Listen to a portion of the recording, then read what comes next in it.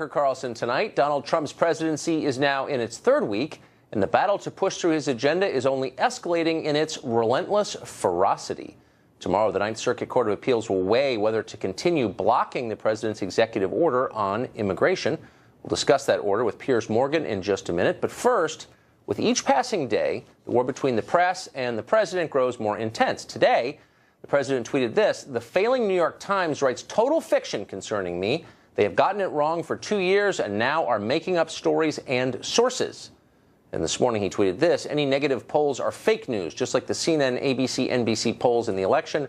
Sorry, people want border security and extreme vetting." Well, one media outlet with a particularly antagonistic relationship toward the president is CNN, the cable news network, which Trump labeled fake news more than once. Piers Morgan is editor-at-large with DailyMail.com. He's the former face of CNN, and by the way, he won Celebrity Apprentice back when a certain future president was its host. He joins us now from L.A. Piers Morgan, thanks for joining us. Pleasure. So, that just shows what good judgment he has, right? Yes, and I always forget that, but what a cool thing to have on your CV. So I remember well when you were the face of CNN. I watched your show a lot. I didn't always agree with you, but I always thought you were straightforward. If you thought something, you just kind of put it out there and said it. So you left 3 years ago. Since then, thanks to WikiLeaks, we've learned a lot of detail about CNN colluding with the Democratic Party during this election. Were you shocked by it? I was a bit, yeah. I mean, I don't know how directly involved CNN were, but I do know that when you look at what happened with Donna Brazil and some of the other characters involved, it stank, frankly. And, you know, it brought to light, I think, Donald Trump's main beef with the media, which is that it's a two-way street, this question of respect and honesty. Yeah. And he has felt for quite some time, I think, that a lot of people in the mainstream media, for want of a better phrase, are absolutely determined to bring him down. And I think he's got a point. I think some of them absolutely are. And they were in the tank for Hillary Clinton.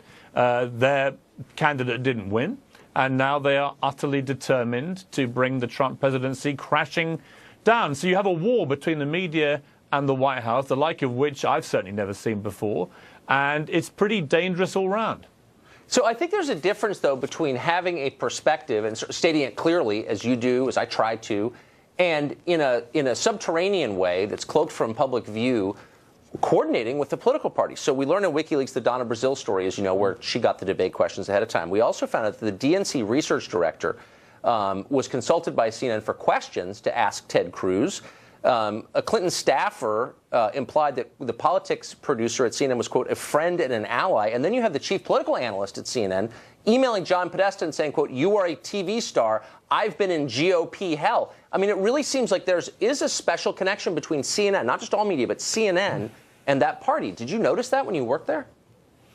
Well, to be honest, and to be fair to CNN, you know, I spent 4 years there. I think the vast majority of people that work at CNN, particularly the anchors, do have great integrity, and I don't think they would want to be party to any of this kind of stuff. But I definitely think there were people lower down the food chain, perhaps, who didn't have such scruples and who were absolutely, I think, determined that Trump wouldn't win. And bear in mind that the history of this, from the moment that Donald Trump decided to run, you know, he was, for about 4 or 5 months, the only gig in town. CNN and all the other networks were racing to give him as much airtime as they could possibly give him. This, of course, fueled the monster.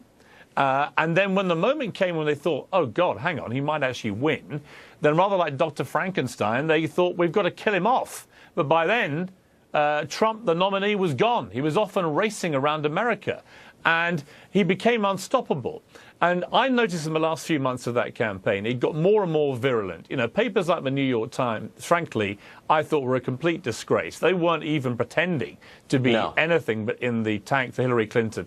And I found that as a journalist pretty obscene to watch, actually. So for the New York Times and others now to be saying, oh, poor us, you know, we're the innocent parties here. Donald Trump is annihilating the media and breaking down the First Amendment and so on. It's pretty rich rich, I think, given the way that they themselves conducted themselves as the supposed paper of record. So I think that there is fault on both sides here. I think that it is dangerous and toxic, and I think that the media have got to start showing President Trump a bit more respect, and he in turn and his White House operation have got to show the media a bit more respect, and they've all got to move on. Well, it's certainly within bounds, I think, for news organizations to call out politicians on statements that are false. And I think Trump has made a few, and I don't have any problem with reporters saying, whoa, wait a second, prove what you say. But it's the orientation that shocks me. It does seem like a lot of journalists see their role not as to report the news, but as to affect the outcome of an election. Has that changed in the decades you've been in the business? Yeah, but look, I mean, in Britain, for example, we have a very free press, and you have papers which are very obviously partisan to political parties, be on the left and the right. And it's pretty balanced down the middle. There are as many left-wing papers in Britain as there are right-wing. In America, what I don't like is this pretense from papers like the New York Times that somehow they are completely beyond any reproach when it comes to their coverage, that they are completely neutral. They're not neutral. I remember in the middle of the campaign picking up the New York Times and reading it from cover to cover. There were 11 different stories and letters and comment op-ed pieces about Donald Trump in that one edition of the New York Times. Every single one of them was hostile to Trump, including 4 out of 4 letters. Now, come on. That is not a coincidence. And I think what you're seeing generally here what we're seeing in Britain with the post-Brexit, Britain leaving Europe. Right. Now, look, I did not vote Brexit. I voted to stay in Europe. I thought it was a mistake. But I've always been of a firm belief you have a free democratic election in a free democracy, be it the Europe referendum in Britain or be it the US election here. And if somebody wins, they win. You have to accept they have won. You have to stop the squealing, the wailing, the teeth gnashing. And what we're seeing in Britain, just as we're seeing in America, is just one of the great hissy fits of modern political times. And everyone's just got to stop wailing and actually start coming together, as we saw a little bit actually at the Super Bowl, and start putting America before their own self-interests. Well, I mean, and by America, you mean the basic precept of the country, which is democracy, and the people administering the democracy, at least here and perhaps in Great Britain, they don't really believe in democracy, do they? I mean, the idea that the outcome is legitimate as long as the majority supports it. Right. I mean, that is the essence of democracy. And I would be more left than right, as I'm sure many of your viewers would have gleaned from my time at CNN. Yeah. I'm absolutely not a traditional conservative. But I am appalled by the behaviour of so many liberals right now. I just think it's so alien to the concept of being a liberal. They bang on about democracy. They bang on about tolerance, about fairness.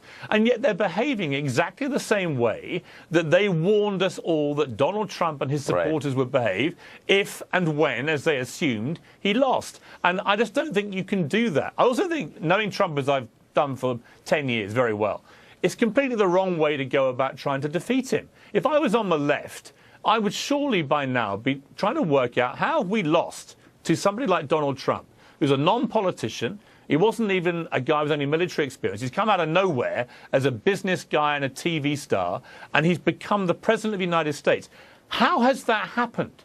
And the reality is that for all the fancy talk about Barack Obama being this wonderful president, actually, in the polls before the election, over 70% of Americans said they were unhappy with the direction of the country. And Hillary Clinton was a terrible candidate who offered nothing new, nothing fresh. And I was doing a documentary series around Florida and Texas throughout last year. I spent a lot of time in those states, and I could feel the Trump phenomenon as it was happening in real time. And it really came down to this. They thought that Donald Trump cared about the stuff they actually cared about. And that's how he managed to resonate. And he won. And he won fair and square. So my message to the left is, if you want to try and beat Donald Trump, then do it democratically and stop trying to delegitimize him. Stop trying to make every tweet, every statement, every comment he says the Armageddon of the world, and just try and apply some rational political common sense to defeating your opponent.